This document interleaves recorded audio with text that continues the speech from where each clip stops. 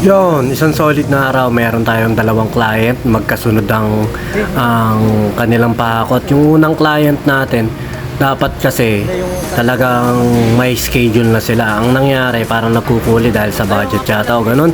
Pero niya, kinabukasan last minute, biglang nagpahakot. Pero meron na tayo nauuhan isa. Ayan ang kagandahan dyan eh.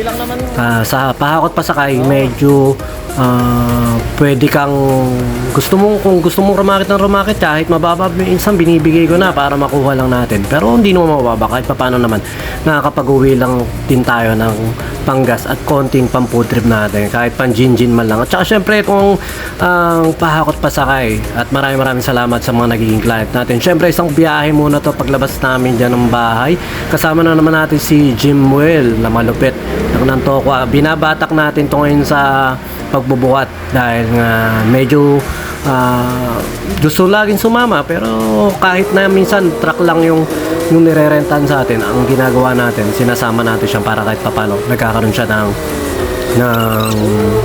TF, ng konting pam food trip niya. Pero mabait yung bata na yan, lagi natin yan nakakasama. At ito yung first na pahakot namin. Sa Parulan kinuha yung gamit, tapos dinala sa Melflora Baliwag. Ayun nga ang konti namin hindi natin nagugustuhan sa karaniwan sa client natin, na pag pinasesend natin yung mga gamit, isesend lang nila yung mga ilang piraso, hindi nila sinesend lahat.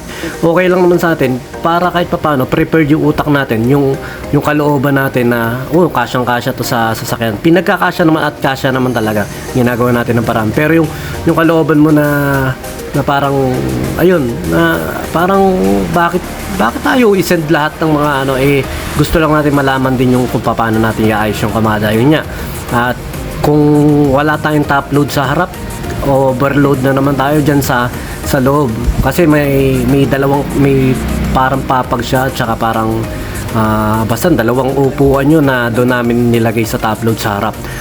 Malaking bagay yung top load natin sa harap kasi yung mga space na kinakain ng mga upuan ng mga papag naiibsan dahil naroon may top load tayo sa harap. At saka yun nga, kala ko talaga konti lang yan, kasi kaya hindi rin nag-send si ma'am ng tawag doon, ng medyo picture. At saka nag-enjoy naman ako dyan. Ang kagandahan dyan minsan talo ka sa pahakot, talo ka sa pagod, pero yung minsan nakakakwentuhan mo yung mga kamag-anak ng naglilipat, malaking bagay na, kumbaga na nagagaana na ng loob. Si tatay Bunga Menor, yan, napagkwentuhan namin siya kung paano, kung ilan yung anak niya, kung ano yung trabaho niya. Siya ngayon siya yung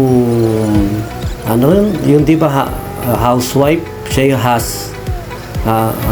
house band, parang ganun, na siya yung magbabantay sa mga apo ngayon. At sinanay daw parang nasa Fairview, ganun, siya yung nag-work doon. Sabi nga nila, kaya pala matataray ang mga nanay. Sabi ni tatay ito, kaya raw matataray yung mga nanay dahil minsan talaga yung mga bata naiirita. Dati hindi ko bungangera, tapos ngayon mas bungangera pa ako, kasi nga minsan napapagod din daw siya siyempre sa mga gawain bahay, patas nasasabay yung bata, pero nag-i-enjoy naman daw siya sa pag-aalaga ng mga bata. At saka pagdating namin sa Melflora, isang mabilisang baksakan lang yan dahil nga nagmamadali kami, dahil may na-schedule kami ng 3 PM.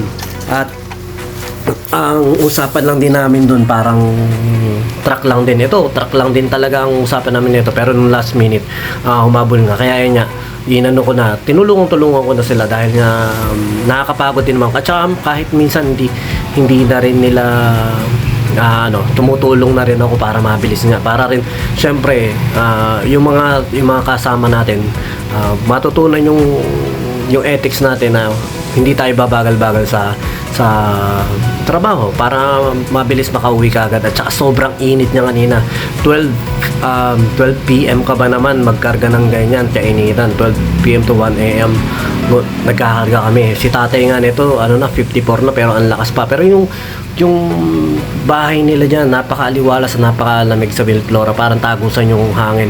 Pero ang problema lang nga dyan, medyo makipot din yung daan. At ayun, kumbaga pag may nakakaharang na ganyan, pahirapan na. At saka ito ang pinakamahirap dyan, yung rep. Tsaka yan sa mga nagtatanong kung bakit, kung kasya ba yung rep dyan. 6 feet po yung pinakataas niyan, tapos ang lapad niyan 5 feet, pinakahaba niya 9 feet o 8 feet to 9 feet, gano'n. At ngayon na, nakakapagbaba na kami ron sa Melflora, yun yung unang ano namin. Papunta na kami sa pangalawang pahakot pasakay natin na client.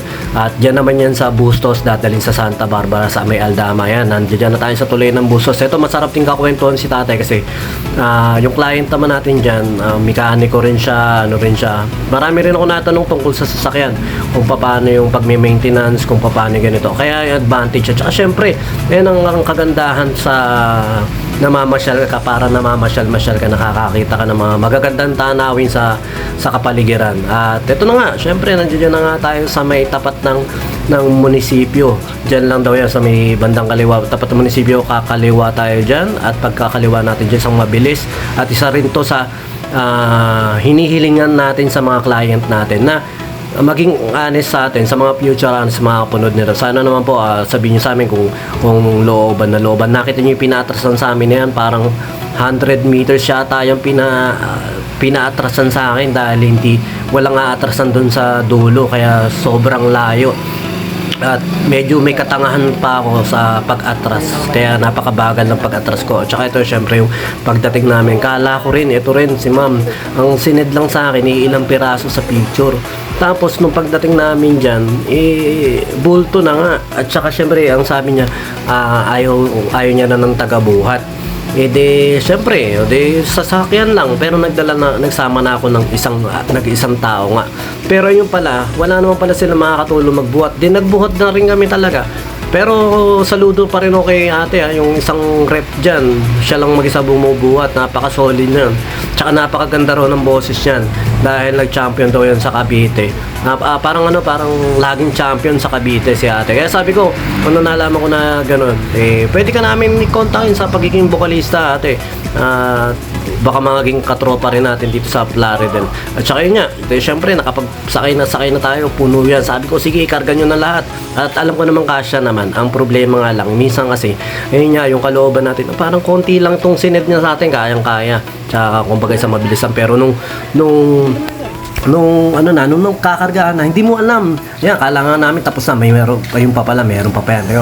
Yan, kinarga pa yung maliliit na yan. Ayun, nilagyan pa ng mga ano tawag dyan? Yung mga plywood. Kumbaga, naglalabasan yung mga gustong ipakarga pa. Pero sa atin naman, okay na, sige, okay na yun. Nandiyan na lang din naman. Kaso nga lang, yun nga, hindi tayo makapag-rate din ng tama kasi nga, yung minsan hindi ipinakikita sa atin. Syempre naman, iba yung karga ng konti sa mas marami, at saka iba rin naman yung layo sa malapit lang. Kaya kumbaga, inaalam natin yun. Medyo nga lang merong client na parang hindi makaunawa kung bakit maraming tanong na ganun. Ubra ba yun na hindi namin tatanungin yung mga detalye na ganun? Syempre, ang gasolina naman syempre pumapatak yan. At saka syempre yung pagod ng tao, lalo na makikita nyo kung bakit din kami nagtatanong kung gaano kalayo at kung gaano kalooban ba yan. Kagaya nito, hindi nakapasok yung truck namin sa looban na yan, napakalayo rin yan. Sila man mahilig sa malayo sa apartment nila, para looban yan. Nakita nyo naman yung gamit nila ma'am na yan. At saka, pero ito, syempre, pinabilis na rin natin ng trabaho, tulong na rin tayo dahil nga wala rin sila. At tingnan nyo, napamahal pa sila ma'am. Buti na lang may mga tambay dun sa lugar ng lilipatan nila. Kinausap na rin siguro ni ma'am. Kaya ayan, nagkaroon tayo ng mga katuwang. Pero ganun niya, nadoble rin. Pero kung sa package na namin kinuha yan, yung nagkaroon ng mga 2 taong tagahakot, kayang-kaya namin yan. Ang problema nga lang, syempre, may mga nagtitipid niya na ganyan at pinagbibigyan naman. Tinutulungan na rin natin at nakita nyo naman to. Sa sobrang layo talaga. Pag isang balik mo lang, pagod ka na nga agad. Pero, wala, ganun talaga part ng pahakot pa sa kaya ng experience. Pero syempre nga, habang nagmamature tayo, habang nakaka-experience tayo ng ganyan, balang araw masusolusyonan natin yan at masisistemahan natin yan. Yun. At saka syempre nakita natin yung collab duo, sila Jik at saka sila Monique. Shoutout dyan, may gig silang dalawa. At saka yan, nagpapagawa na rin bahay yan dyan sa may Santa Barbara. Napaka-solid ng mag-asawa na yan. At saludo kami sa inyo. Wish namin sa inyo, umayo kayo at magpakarami. At saka binigyan na ako ng ano tawag doon, ng ice candy. Pero binili na rin natin sa kanila yan dahil syempre, sabi nga namin sa nila, ginagawa nila yan. Kailangan mapagkakitaan nila. Binili natin sa bata yung binibenta nila ice candy na yan. At ito na nga, buti pala. Ito, late na naisip ni Kuya yun eh. Yung meron pa ng tricycle na ganon. Ang ginawa, nung doon na lang sa rep nilabas. Anak ng togwak. Kung una pa lang, inilabas niya na yun, edi isa, tatlong balik. Marami na naikakarga. Minsan talaga ang katalinuhan minsan sa bandang huli na lang din lumalabas. At saka syempre, tingnan mo, nagmerienda pa kami at saka nagpagas tayo dyan sa may Santo Cristo. Na uwi na kami dito, isang mabilisan na lang to. At pag uwi namin dyan, bibili ako ng pagkain ng pusa dahil syempre kumita tayo. Yung mga pusa natin, hindi natin pwedeng pabayaan. At saka syempre, maraming salamat sa mga nagre-reply sa atin at mga nag-inquire sa atin. Napaka-thankful natin. Laging pasasalamatan syempre si Riggs sa sasakyan natin na yan dahil kung hindi sa kanya na nagpahiram sa atin, nagtiwala sa atin na pahulugan yan, hindi tayo magkakaroon ng sasakyan sa pahakot pasakay. Kaya ayun, maraming salamat sa tropa natin yan. Tsaka syempre sa mga future client natin, PM lang po kayo sa atin, pag-usapan natin ng isang matinong usapan, yung mga gusto nyo ipahakot. At tsaka syempre maraming salamat. Thank you Lord sa blessing nito na nagkaroon tayo ng extra income sa pahakot pasakay.